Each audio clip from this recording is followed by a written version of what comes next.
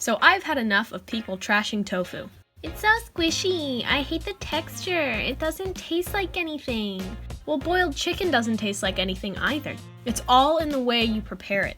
So stop being afraid of tofu, because it's not just something for vegans and vegetarians. It's a wonderful protein that everyone should enjoy. So grab your tofu, I have half a block here, and cut it into slabs about ½ an inch thick. We need to press this in order to get some of the moisture out of it because we're gonna make it crispy, and moisture is the enemy of crispiness. So put something flat on top of your tofu and then weigh it down with a few cans or bottles. Don't put too much weight on it or you will squish it. Press it for 15 minutes and then drain the water that comes out of it. Cut it into bite-sized cubes and then put it in a bowl. To make this crispy, we're gonna add starch. Any kind of starch you have will work. Potato, corn, tapioca. And then I'm adding a little sriracha to flavor it, but that's optional. Add a little oil and then mix it all together to coat the tofu. Lay that out on a baking sheet so that they're not touching each other, and then bake them for 17 minutes. Give them a flip and then put them back in the oven for 17 more minutes. Take them out and make sure they're crispy. If they're not, pop them back in for 5 more minutes. Next, we need some veggies. Fresh or frozen will both work. I have some tiny peppers, asparagus, and leftover green onion. I seeded the peppers and chopped them into little slivers, and then I cut the asparagus on the bias. The green onions are already chopped, so now we can move on to the sauce. A little soy sauce, water, any kind of vinegar. I used red wine, garlic or onion powder, black pepper, and more starch. Again, whatever kind you have, it's just there to thicken our sauce. Give that a mix and then put a frying pan on medium heat. Add in a little oil, and once it's hot, add your veggies. Saute them for about 5 minutes to soften them, and then add your tofu in. Next comes the sauce. Stir for about 30 seconds or until the sauce thickens. Then you're ready to plate it up. I put mine on some rice, and I added some toasted sesame seeds and a little sesame oil as well. And then that's it, it's ready to eat.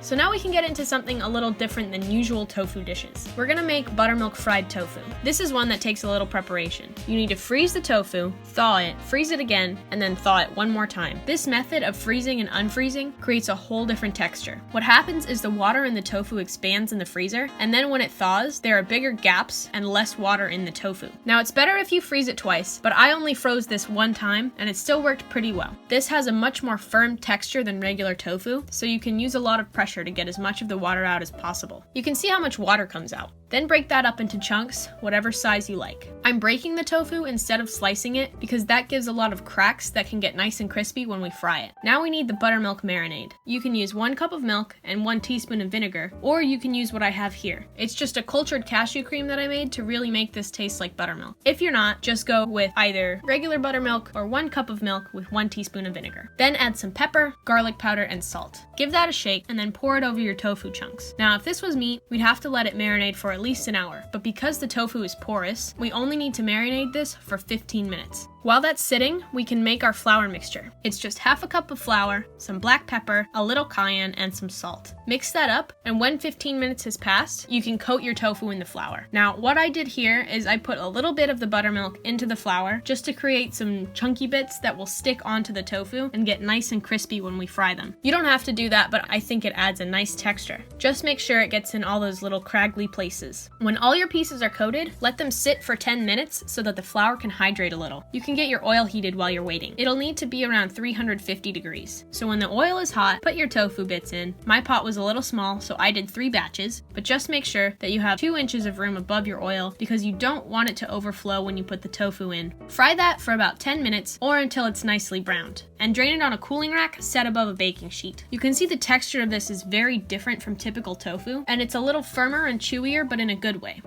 So I hope that we can all stop hating on tofu so much. And if you're skeptical, try these recipes. If you still don't like tofu, fine. But tofu deserves a better reputation than it has. Tofu is not just for vegans and vegetarians, it's for everyone. So even if you're not trying to eat less meat, trust me on this, and give tofu another chance. Stay safe, stay healthy, and thanks for watching.